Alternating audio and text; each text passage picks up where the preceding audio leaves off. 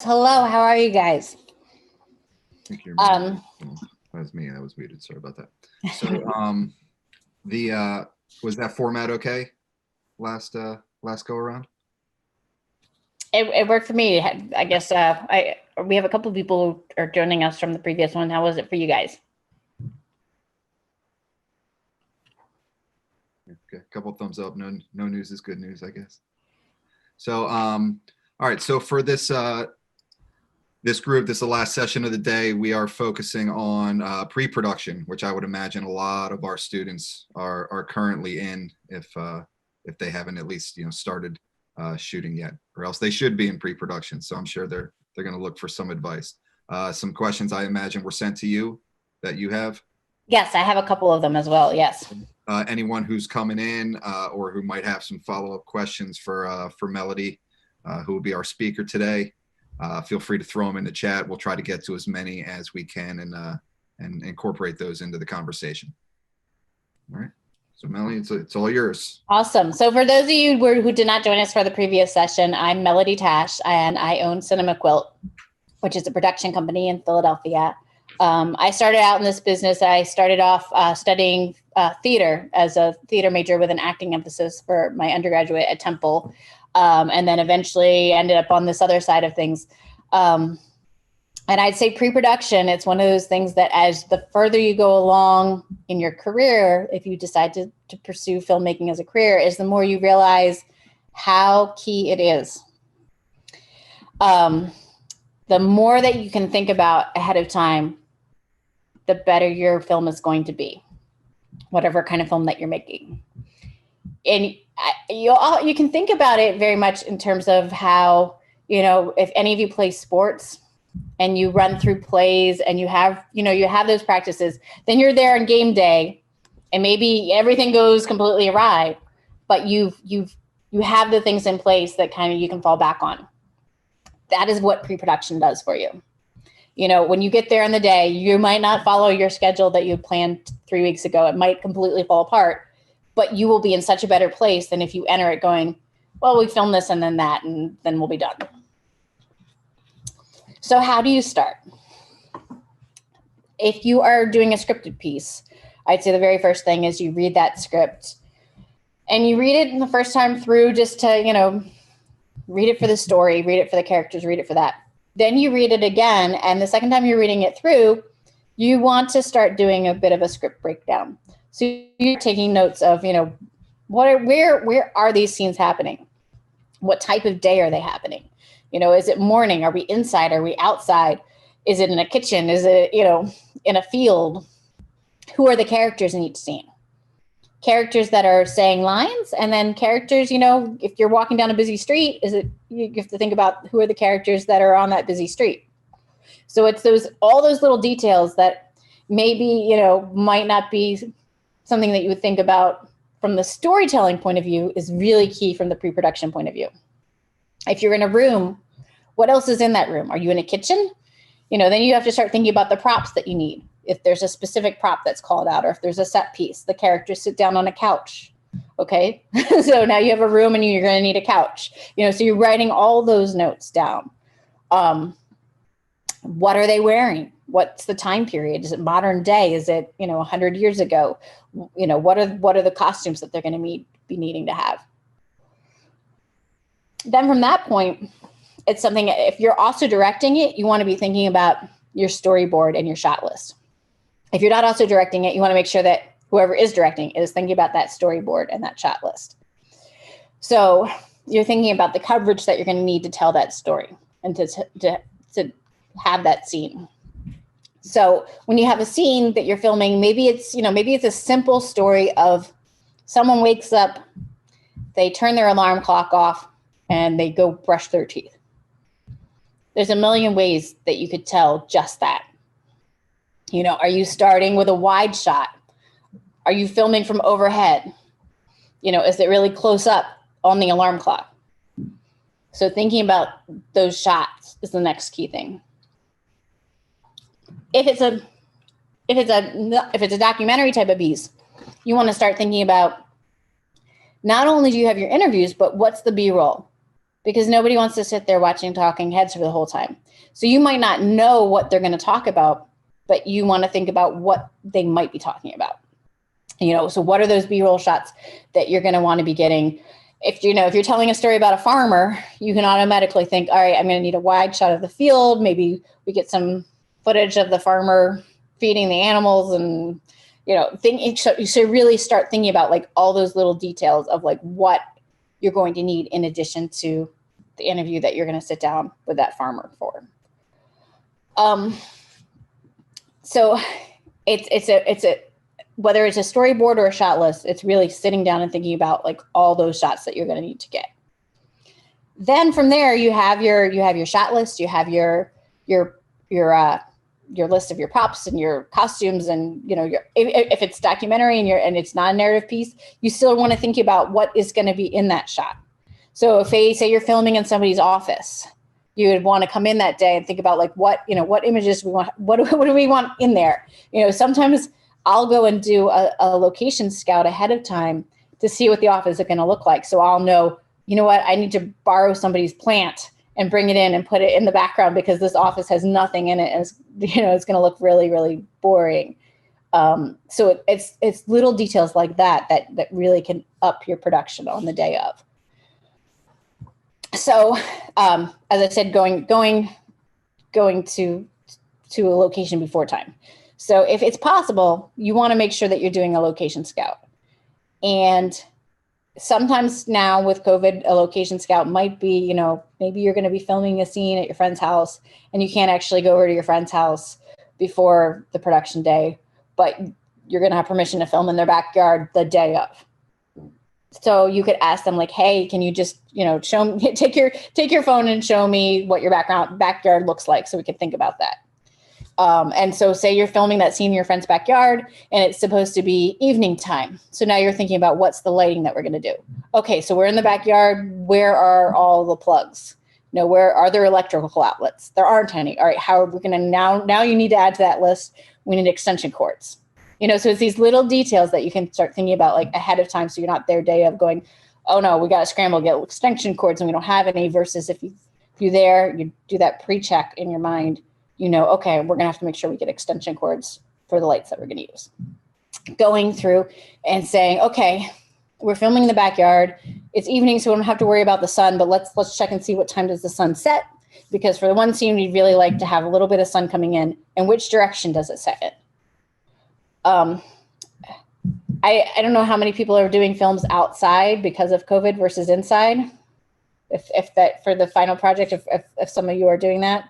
But I would say if you are, and just in general, if you're filmmaking outside, the sun can be your best friend or your worst enemy. So in pre-production, another thing that's really, really helpful is to either go on like Google Earth or get an app like Sunseeker app where you can track and see where's the sun going to be on this day at this time. It's a fantastic tool. And if you, with Google Earth, it's amazing. You can actually sometimes go and look at like the exact spot where you want to film at the exact time of day. And you can say, okay, here's the sun's gonna be coming this way. So you could actually start blocking your characters and start thinking about all of that in pre-production.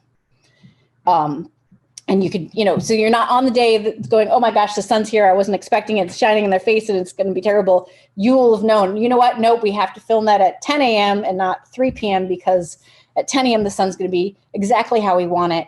And at 3 p.m. it's going to blow out the shot and it's going to make it work, not work at all.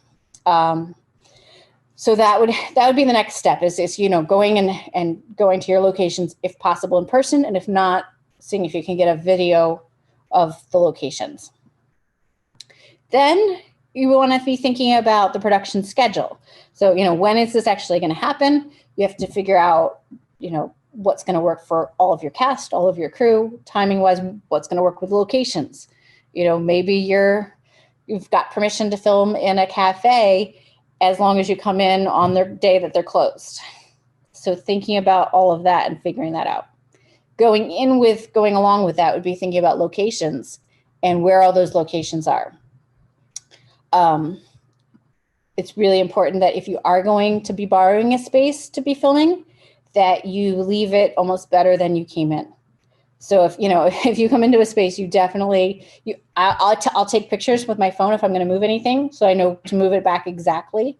You want to make sure that you're really, really careful in any space that you borrow. And even if it's your parents' house that you're filming a scene from, like, same thing. You know what I mean? Like, you don't want to borrow the kitchen to film your scene and leave it a mess with lights and cameras and extension cords and all that. You want to leave it better than how how it was when you arrived. And that's something that's for the industry as a whole. That it's really, I can't tell you how many times people have gone to ask if they could film somewhere, and the reaction they get can be vary greatly depending on if that person had been asked before and what their experience was.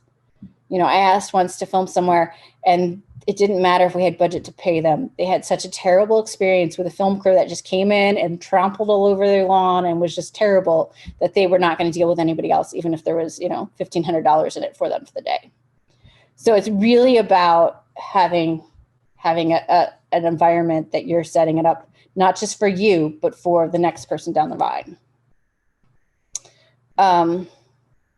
Yeah. Are there any questions before I keep on?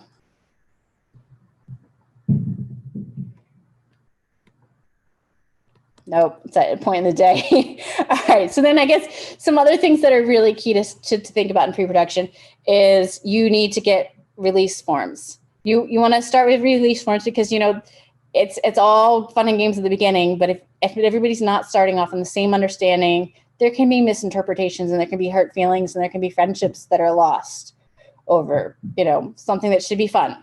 So you have a release form from the beginning, you have an agreement from the beginning, if I'm assuming probably for most of you at this point, it's all going to be volunteer. Make sure that all of your cast and all your crew know that from, before they sign up for day one. Down the line, as you start getting more professional, you'll have productions where there might be a budget or there might not, or there might be a budget, but it's a small one. So you want to go in from the very beginning of saying, okay, this is the budget that we're working with. This is what we have here. Here are the expectations, and then follow through on those, so that there's not misunderstanding or hurt feelings at the end of the day. The other thing that goes along with that understanding is the scheduling. So if you say that you're going to film for 6 hours, don't keep your crew there for 12. Don't keep the cast there for 12 hours if they think they're going to be in there. You need to make sure that you're respectful of people's time. And that's where really thinking about, okay, if you spend the time thinking about that scene, okay, well, the person wakes up, hits the alarm clock, and brushes their teeth. Depending on how you film that could take 6 hours to film. You could spend the time to get, you're going to have a drone fly in through the window and fly up over them and fly down, and we see them. And then we're going to go to a wide shot of the whole room. And then we're going to go to a slow motion shot of them shutting the snooze button on their alarm clock, or it could be done in one shot. So, so it could be something that you have just a wide shot of them waking up, hitting the alarm clock, snooze, roll over, goes off again, gets up, walks to the bathroom, camera follows them, and they brush their teeth. So that's something in pre-production to really sit down and really be thinking about, how much time is it going to take to film the thing that I want to film? And the more that you do that, the better you're going to get at sort of having a sense of like, okay, this takes a lot of time, this doesn't. I say when you start setting up your production day, anything that's super complicated or super tricky shot, try to get it out of the way earlier in the day if possible. So that you're leaving the shots that should be a little easier for when everybody's a little more tired. And anything that's super tricky, get it done, when you first get to set if possible.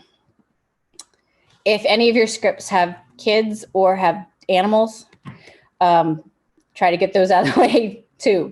Anything that's going to be unpredictable.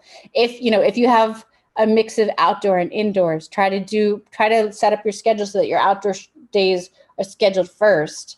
So if you do have to play things around because of weather, well, then you could shoot those indoor days on the days that were supposed to be outdoors, like that you have a backup plan to your plan. During COVID time, there's extra steps that you have to be thinking about in terms of everything from, are you going to have wipes on set? Can you get wipes? Are you going to have, how many people are going to be in a space? If it's an indoor space, you have to really think about, like, can people be distanced, and can you make sure that you make call times such that, like, you don't shoot everything at once? Making sure that before they get there, that actors and crew are on the same page, like, okay, everybody's going to wear a mask until the actors get on set and they're going to take masks off. Are you comfortable with that? Or no, we're actually going to stay masked throughout this whole thing. And even when you're on camera, you're going to stay masked. Have those conversations in pre-production, so you don't get there on the day of set and have an actor who you're thinking they're going to be okay with taking a mask off because you're going to be 6 feet away with your camera, and they're thinking I was going to wear a mask the whole time. Like, you want to have those conversations in pre-production, so that everybody's clear on the expectations ahead of time. Then something else to think about in terms of pre-production would be all the technical aspects. If you're filming with more than one camera, or if you're filming with a camera that doesn't record audio, how are you going to sync everything together? There's always the very old school way that totally works, but you have to remember to do it, is, you just clap before each take so that you can sync to the clap. Well, that works great as long as you actually clap, and that your clap is seen on both cameras and is recording on the audio. It's those little things that you have to build in your brain of your checklist of, okay, every single time we shoot, we need to make sure we clap to sync before we cut, or before or after we start rolling. Really making sure that those checklists are there for you to follow, and that you do follow them. Sometimes it's the simplest things that can catch you up in post. There was once I was on a shoot where we didn't all clarify that we were shooting in daylight. We were all shooting outside, so it seemed like it should be obvious, but it wasn't. One of the cameras was set to tungsten. So, in post-production, it took a little extra time to match that camera. It was never able to match quite as nicely as it would have if we'd taken a few extra moments and said, okay, are you all set to, whatever settings specifically? Another thing to really be thinking about is, are you filming, in 24 frames per second, and 30 frames per second, 60 frames per second? You don't want to get to post and realize that you're filming with two cameras, and one was 23:9:7 and the other one was 24 and the other one was 30, because that's going to create a situation in post-production that is a nightmare. Any questions? What situations are you guys dealing with your pre-production? What are you having troubles with in terms of scheduling? Whether it's getting actors, finding locations, dealing with the weather, anything along those lines, scripting, storyboarding. Okay, it's all this stuff that you guys got to figure out before you actually start shooting. It's going to make your lives easier, when you actually start getting your shots. So if there's anything that, there you go. How would I film at night?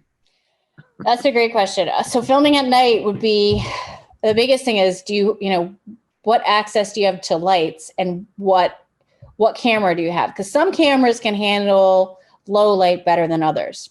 Some cameras, you're going to shoot at night and it's going to look terrible. Other cameras can handle some, not very much lighting at all. So that would be the first question I'd be asking, is like, do I have enough lights that could make it work?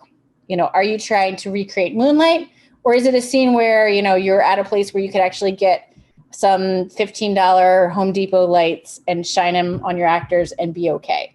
Are you someplace where you can, actually plug it in and, be a budget of $15 and you could get a really big Home Depot work light and shine at your actors, and that creates this feeling that they're outside, like in front of a convenience store or wherever they're supposed to be. Or, is it a scene that's supposed to take place where there is no light and you're trying to recreate moonlight? You can recreate moonlight. It just, then you're looking at making sure that you're matching the gels, so you'll be trying to create a bluer look to it.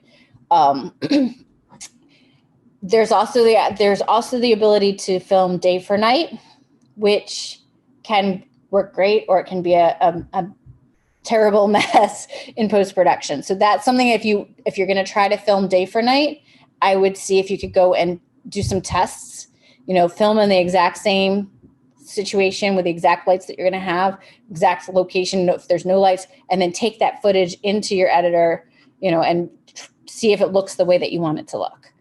And sometimes it works fantastically to film day for night. Other times it does not at all. Melody, another question from the chat here is what, I guess trying to put yourself in the student's shoes, with a probably no budget or limited budget at best, minimal equipment, having a whole course load and, stuff like that, being a teenager. What should come first in pre-production? Where would you put your emphasis? I think first of all is the biggest thing it could start with would be the script, because I think it can be so easy to get over ambitious with a script and be over ambitious with all your ideas to a point that there's just no way that you can actually make it happen. Like if you have an idea that is just so huge, not to say that you shouldn't do it, but it's reframing it and thinking about how can I make something that's going to be really great with what I have, and really thinking about what you have to work with, because you all have a lot that you can work with, whether you realize it or not. Just looking around, thinking about what are the resources that I can get for free? What are the locations that I have in my life that I can access that I'm not gonna have to pay anybody? Who's the talent that I can pull and count on to be in this? So if it's a piece that you're writing yourself, you might be better off writing something really, really, really simple and filming it really beautifully than creating, the 30-person mega film that is going to be really hard to do, and you're going to not have the same success that you would with something that you can really create with what tools that you do have.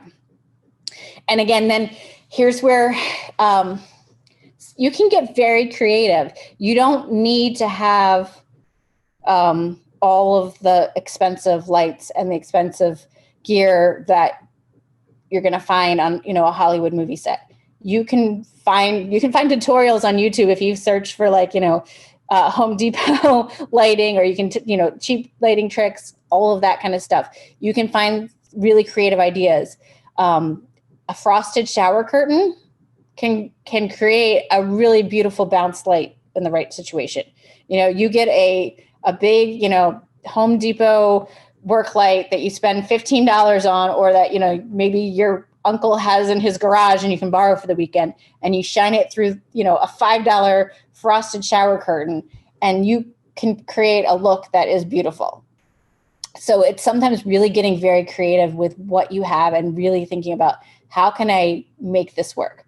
The sun is a fantastic asset if you put it to use. You could go with just the sun and,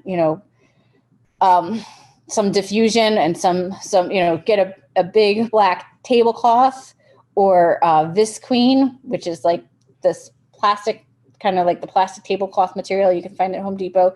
You can find those and use the sun and that to create a scene that could look like you had a budget of, $10,000 for your lights. You know what I mean? And you could spend $10 literally on what you're working with. Or nothing, if you can, that's where you start reaching out to communities. There's a group called Buy Nothing. I don't know if any of you are familiar with it. It runs through Facebook, and it's hyper local community giving. So it'd be you'd have to look in wherever you live, but literally it's your area to a few blocks.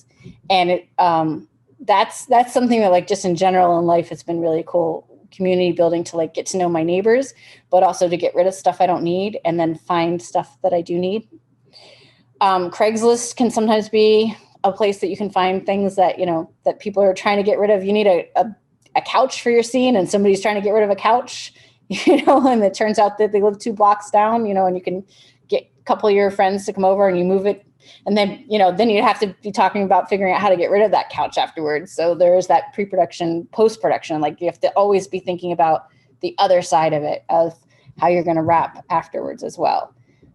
But I would say the biggest thing is really think about what you have access to now, and then think about it harder. So most of you probably have a way to create. And if you don't, then it's on the flip side of that coin of thinking about, what is the story that I'm telling? And am I trying to tell a story that is, a Hollywood huge production when I don't have the budget for a cast of 500 people.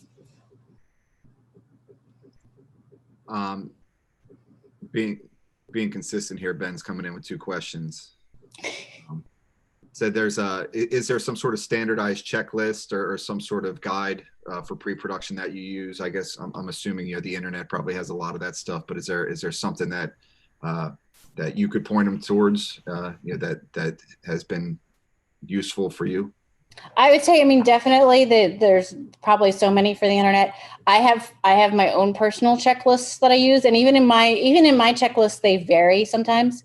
Because sometimes I do a lot of documentary style, a lot of branded content films, but sometimes I'm going out and it's just me and an audio person, and sometimes it's I'm picking up gear and equipment, and it's a huge group of us. So those checklists can vary. So there are key checklists that you can go down, like pretty much for every shoot. You're going to want to make sure that you have, locations secured and approved. You are going to want to make sure you have release forms signed by all of your, your talent. You're going to want to make sure that you have, thinking about the scheduling day, that your shot list, if it's a documentary piece, that you're thinking about those questions that you're going to ask. So you're not just showing up to the set. When I first started off, I used to not actually like to have questions prepared for whoever I was interviewing, because I felt like that it was going to change the flow of it. But since then, I've realized in time that no, it actually is very helpful. I don't have to necessarily look at all the questions, but that I need to spend time researching who am I interviewing here and make those questions so that I really am in a position to make sure that I'm getting what I want. But it's also a situation where you're not necessarily saying, okay, say that line again, I need you to say this. It's more of these questions, so you can ask a question that's going to get you the answer that you're looking for. His follow-up question was the use of storyboards and or shot lists. Do you have a preference, or do you find that one is more useful than the other? I think they both serve a purpose and they both have their place. Shot lists especially are great when if it's something that's very straightforward and you kind of know, okay, I need to get a shot of, camera A of the interview, camera B of the interview, and B-roll of A, B, C, D, E, F, and G. They can come in really handy for that kind of a situation where it's a shorter, very clear, straightforward. Where I think that storyboards can help. And for me, I don't know, I'm not always on a position where I can hire a storyboard artist. And sometimes my storyboards really look like, a stick figure. That can actually still get an idea across, and even spending the time to do that can be helpful. But the other thing that I'll find that I sometimes use is sort of almost a mix of like a vision board kind of thing and storyboard, where I'll go and I'll find reference images. So I'll go and I'll just find, I think it's a website, it's called like Shot Deck, where you can find, they have reference images you can look at. But, sometimes I'll just look at stock footage sites and find images that I'm like, okay, something similar to this, so that I'm on the same page with the rest of my team, and we're all together of like, oh, okay, we want something that's going to look a little bit like this. So we're getting an image that's going to look the right framing, the right lighting, and we're all going in with the same idea. Another question from the chat is the idea of pre-production meetings. Is that something that you have with your cast and your crew, and would you recommend that for student filmmakers? 100%. Yes, you want to have pre-production meetings, and the pre-production meetings, the first ones can start with, if it's a piece for a client, or if it's a documentary film, it can start with you talking with that client of what they're looking for. If it's a narrative piece, it's you talking with the script writer of, what that needs to be, or bringing in the department heads, so it would be the costume designer, the set designer, the director of photography, so you're starting there, that all of you are on the same page of what is this piece that we're going to be creating. And then from there going on to really having a meeting, where you're not necessarily going to need to have a meeting with everybody that's working on the script, everybody that's making the movie together, but you want to make sure that the key roles that you're all on the same page going in. I think that something that can be really, really hard when you're starting off can be that feeling that like that you don't have all you need. There can be that feeling of lack, right? Of like, how can I create this when I have nothing? And there's a great piece like on YouTube somewhere. I'm trying to remember the filmmaker, but he took an empty McDonald's fry container and a little piece of like I think it was like the foil that came off the ketchup, like the little foil, and was showing how like he was getting the ketchup container to bounce, and he put the foil there, and he had a flashlight, and like that was all he had to light a scene. So really the biggest tool that you have is your brain and the internet. Like those two, your brain and the internet, and you can find a way to make this movie as long as you are realistic within whatever the spec of the movie is that you're making. Like if you're trying to make Marvel Comics movie, okay, so maybe you don't have what you need right now for Marvel Comics movie, but if it's something that's set in a natural setting, if it's kind of a real world setting, and it's a cast that's small enough, you are all so creative. You are, and you have the internet at your disposal. It's putting those two together and really thinking about like, how can I solve this problem? And sometimes it's not going to be the way that you think. It's easy to be like, okay, I can't do this because I don't have the $10,000 lights. Okay, no, you can get a light. You can get a flashlight and a mirror and and a shower curtain, and think about how do I taking the time to play around and experiment and really see like what you can come up with and what you can do with it, because it's basically this is an opportunity for you to have a playground and to try things, and for them to fail and to try again and fail in a different way and keep doing that, and then hit upon something that like works really great in a way that you may have never thought of before. So I would say the biggest thing is I would really encourage you all to like really get creative, and like allow yourself the space to think about this film as a creative playground, because you have an opportunity here and time here that you might not have at other points in your life. Like a lot of the films that I'm doing, I don't have the flexibility and the freedom to fail because I'm making a film for a client who has expectations. And there are times where I would probably be more creative if I had a little bit more space to experiment and to try the things that like might not work, but could work great. So this is a time and a chance for you to like try different things. And even though you don't have a budget, you have a brain that is, going to get you places that is you're going to end up with a film that is going to be really cool. It might not be the same vision that you have right now in your brain, because often it's not. Like even if you have a huge budget, often it's not going to end up looking exactly the same. They say that, you make a movie 3 times. You make it when it's written, you make it when you're, this second version of the movie is when you're actually filming it. And then the third version is in post-production when it's edited. And those 3 films are not the same. Thanks for answering. I'm sure a lot of students, kind of had that concern as well. Hopefully that answered Ania's question as well. As there's probably really no direct answer of what you actually need to start making a film, but definitely creativity, resourcefulness, and realize that there have probably been a lot of people, in this world who have made more with less. So just push your limits a little bit, see what you're capable of. Another question in here was about budgeting. How do you go about budgeting for either specific scene shots or a film or video overall? I mean, I think budgets are key, and especially when you don't have a very big budget. So it might be a situation of starting off with saying like, okay, I have $30 to work with. Like that might be your whole budget.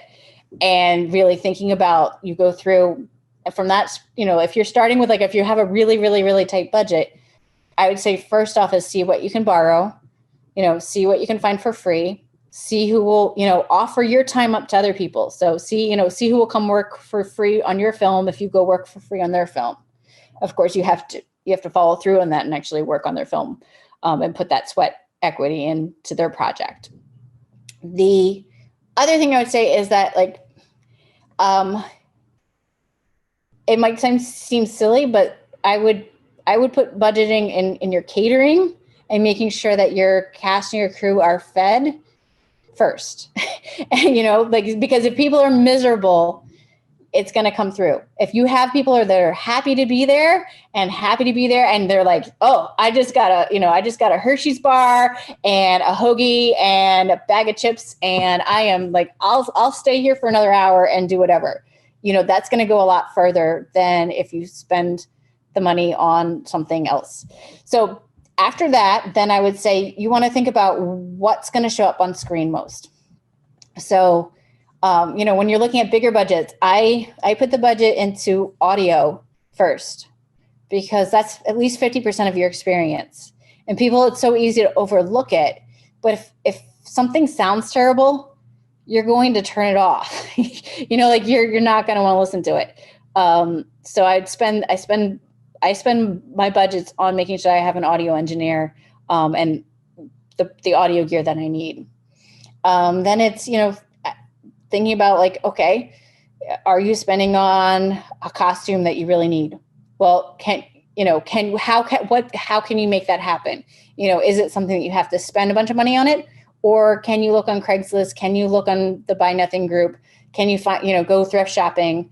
And I know that in COVID times, like, things are different and harder, but, like, there are still situations where you can find that you can scrap it together. And then I think beyond that, it really gets specific, so sometimes the film really is going to need a specific lighting look, and you're going to want to put that money into the lighting. Or, you're creating a film that doesn't have any actors speaking, so you don't have to worry about sound, but you want to get a license to use this one song, so you're going to put your budget there. It can be a really, really unique to the project decision in terms of how you should budget and where you should budget.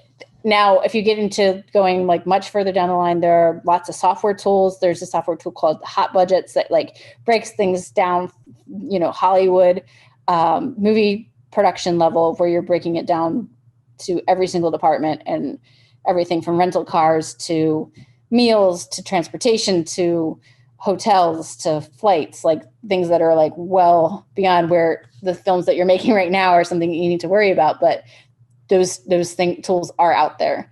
But really, it can be as simple as having an Excel sheet, or even just like a notebook and a pencil that you write down, here's how much I have, this is where I'm spending it, and you keep track of it. It doesn't have to get any fancier than a notebook and a pencil. But I think really the biggest thing is thinking about, first, how are you going to keep your crew and your cast happy and content on set, and put your money there. And then second, put it in what you're going to see and what you're going to hear.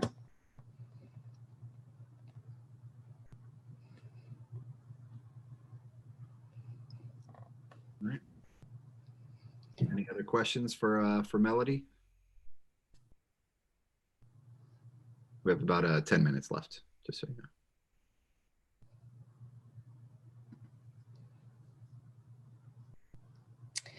One of the questions I got in ahead of time was, what facilitates when you finish with pre-production and can move on to the production? So I think the biggest thing is when you can move on to production would be once you've answered all those questions, and that's where the checklist comes in handy of, like, okay, do I know where I'm going to film this? Do I know who's going to be in it? Do I know what equipment I'm going to film it with?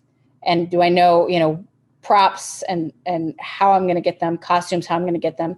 And you keep, and this is where literally it doesn't have to be any fancier than a piece of paper and a pencil, or, a document that you create in Excel or in Word or in Pages, that just keeps track of what scene are we filming on which day, which props do we need that day, which actors do we need that day, what costumes are we having that day. I mean, you really literally break it out so that you know exactly what you need at which time.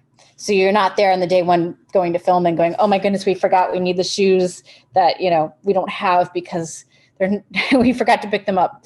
But that you really have a checklist that you can refer to. And that would be similar, I'd say, like to how, you know, in sports you have your playbook that you go by and you have your drills that you go by. Having your checklist as a producer is going to be what gets you through when you're there and something goes wrong on the day, that you know, like, okay, well, we can jump ahead to this other scene and we can do this, and this is when we're going to do, you know, the inside scene because we weren't able to do the outside scene yesterday when it was raining. And having all of that written down to refer to can also help you at the end of the day, because when you call cut on the last scene, it's not over. You have to make sure that, you know, if you borrowed something from somebody for this, you get it back to them in the same condition. You know, if you had permission to use somebody else's, that you take the time to move the furniture back to exactly how it was when you arrived. So, you know, that you clean up all the trash and you take it with you. You know, those little things can add up and create a great impression of how you are as a director and producer, or it can leave somebody with a really nasty feeling afterwards. And so it really matters to take that time.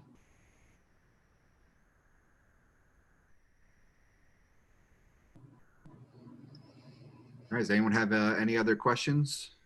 There you go. So do you have a backup actor or some sort of plan in mind just in case? That's, you know, I would say that, like, that's actually something that within the industry has become a thing where, like, people are actually paying actors just to, they're paying them to be a backup actor in case somebody gets sick with COVID, is where things have come down, where, like, they're like, just hold this day and we're going to pay you to do nothing this day just in case. So, I mean, I know that without a budget, that's not something you're going to be doing, but I would say, you know, it's not something I've normally done before, but it is something that is worth considering, especially in the times that we're living in right now. You know, that, okay, if your lead actor ends up having to quarantine for 14 days and isn't going to be able to be in your play, you know, your movie, what are you going to do? So you want to make sure that, I would say that's a really smart idea to, like, you know, have somebody that you're thinking of in mind. But at this point, you know, where it's like you don't have a budget to pay them to sit around to be your backup actor, it might also hurt feelings if you're like, hey, will you be my backup actor?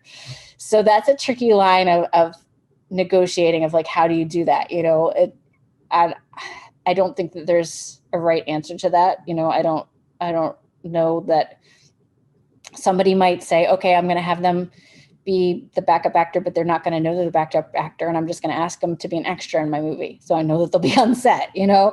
But if it's something that's a really heavy script, well, you're not going to be able to do that. You are going to need them to memorize that script in advance. So maybe it's something where it is the understanding going from the beginning of saying, okay, you know, I've cast so-and-so in this. I thought you were fantastic as well. Will you be my backup actor?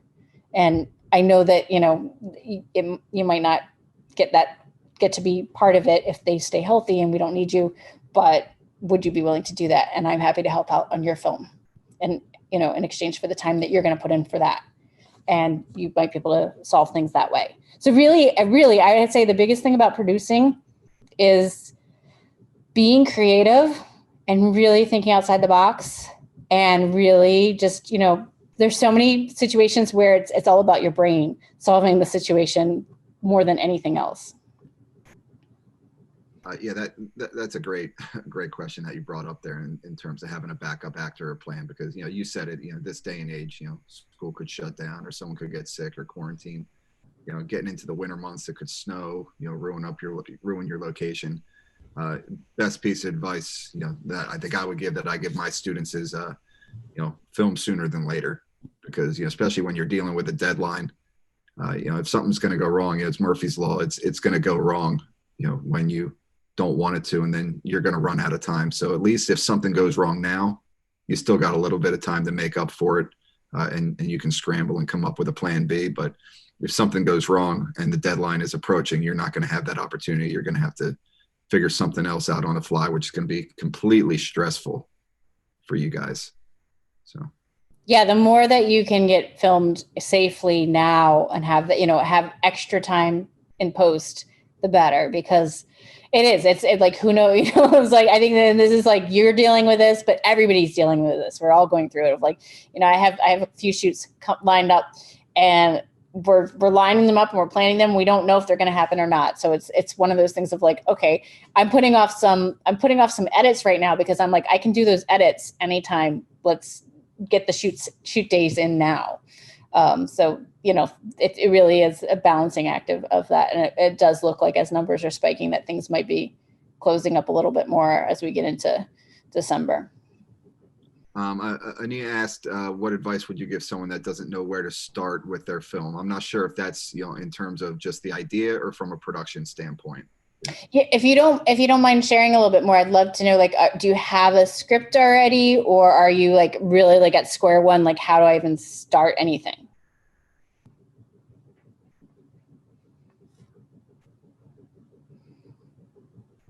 So from idea. Okay, so from idea, I would say, if you really have no idea at all, allow yourself some time to just kind of brainstorm a little, free write, like put on some music that you like listening to, and just journal, and just write, and tell your brain like this, nope, any idea is a good idea.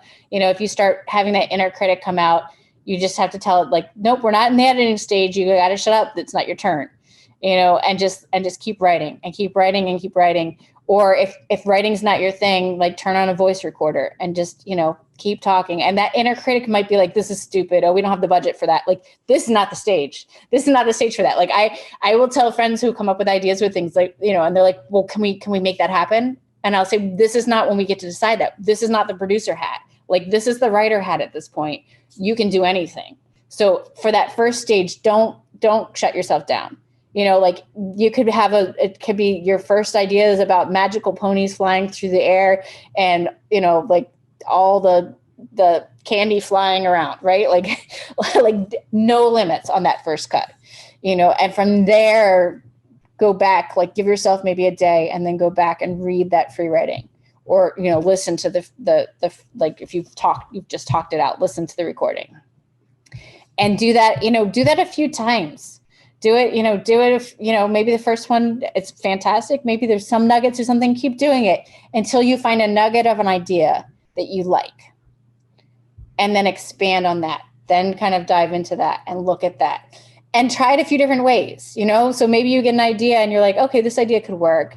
Then just write how it could work in version 1, version 2, version 3. And again, that inner critic might try to shut you down. Tell it to go away. Because it's not its turn. It's got to go away.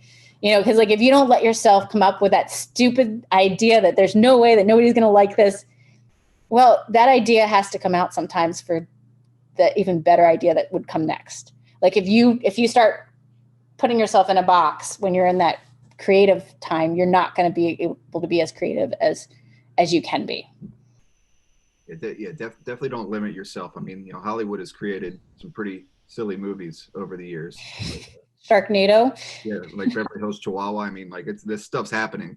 So definitely don't limit your ideas. Just make sure it's something that you have fun with, that you're going to enjoy working on for the next 2 or 3 months. If you're not into it, then your film's probably not going to turn out that well. Got one more question from Ben here in terms of shot order.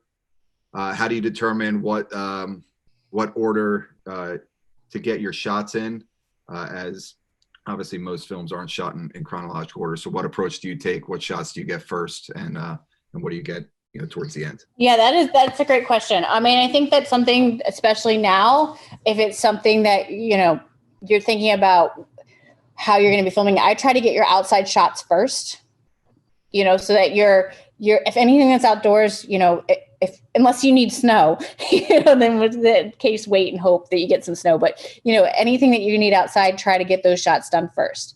Anything that's going to be a little more complicated, try to get those lined up early. So if you have a day where you're going to need 10 actors, and then the rest of your script is all 2 actors, try to knock that scene out with the 10 actors as soon as you can, so that you're then with less moving pieces that you have to deal with. and that would go for the day of as well. So if you have a day that you're scheduling people, and you on that day of filming, you're going to film, a scene that is a bunch of B-roll and a scene with 3 actors. Film your 3 actors, then let them go home, and then film your B-roll. So let it be something that you're really thinking about what makes the most sense in terms of how many people are on set, because you don't want people on set that don't need to be there, and you don't want to keep people hanging around while you're filming B-roll and you're going to film them in 2 hours. Like, make sure that you're filming them and then your B-roll.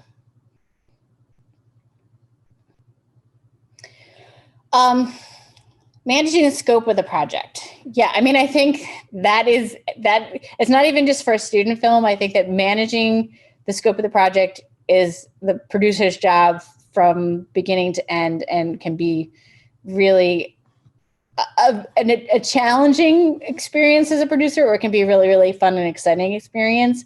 So, I mean, I think that the scope is always key. It's once you have that script and once you're working with it, it is definitely thinking about, like, how do I make this happen with the tools and materials that I have? I'll give you an example. My 6-year-old, when he wrote this when he was like 5, wrote this movie that was all about a candy robot.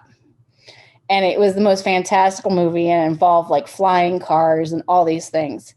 And it was the process that I was just saying, is that the first stages was literally I put on a voice recorder and he told me the story that he wanted to tell, and we just gotta go all over the place with it. So for the final production day, when we're filming it, his little sister was flying through the air and, being held in the air, and we just framed it up so it looked like she was flying, and she wasn't really flying. But so when it comes down the magic scope, and in his version, it was candy everywhere, and they were like, the movie ended because they were killed by all the candy that they were eating.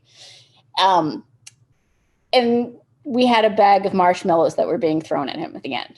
So sometimes it's letting that ideas go like as big as you want, and then figuring out how do you scale it back and how do you make it happen with what you have.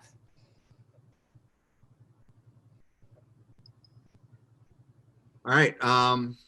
So that's our time for this session. Once again, these are all being recorded. This is up live on Facebook, so I'm sure, YouTube. So I'm sure we could access it again. I'm sure you guys will be going over some of these sessions with your teachers as well. So Melody, thank you for joining us, for all that insight on directing talent, pre-production stuff. Hopefully you guys all got something out of it. You're a little bit motivated to start working on those ideas. Don't delay. Before you know it, that deadline is going to be approaching in early March. All right, so take advantage of your time off, or time at home at least. Yeah, absolutely. That would be time is the other thing. If you have the time now, jump on it, because it's always better to have more time than less. And it always ends up taking longer than you think it's going to take. So do allow for, don't be like, oh, March is ages from now. No, if you can film it and be done with it, January 1st, bravo. But if you start now, there's a chance that you'll still be finishing things up in February. All right. Thanks, everyone. Thanks for having me. Take care. Thank you very much. Thank you. Thank you. Thank you.